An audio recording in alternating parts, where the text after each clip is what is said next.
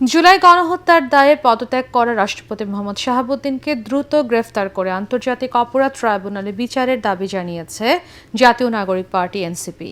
আনুষ্ঠানিক প্রতিক্রিয়ায় সংবাদ সম্মেলনে এ দাবি করেন দলটির সদস্য সচিব আক্তার হোসেন।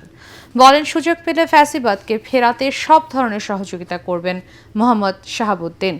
যারা গণহত্যা ও মানবতা বিরোধী অপরাধ করেছে তাদের ছাড় দেওয়ার সুযোগ নেই মন্তব্য করে এনসিপির এই নেতা বলেন, তিনি ছাড় পেলে সরকার ও বিচার বিভাগের ওপর জনগণের আস্থা থাকবে না।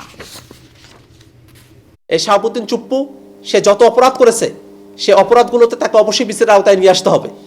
এই শাহাবুদ্দিন চুপ্পুর মতো একজন ফেসিবাদের দোসর, একজন ফেসিস্ট, সে যদি বিচারের আওতায় না আসে তাহলে 24-এর অভ্যুত্থানে যারা জীবন দিয়েছেন তাদের বিচার অপূর্ণাঙ্গ থেকে যাবে। অনতি বিলম্বে শাহাবুদ্দিন চুপ্পুকে গ্রেফতার করে তাকে বিচারের আওতায় নিয়ে আসার জন্য সরকারকে অবশ্যই উদ্যোগ গ্রহণ করতে হবে।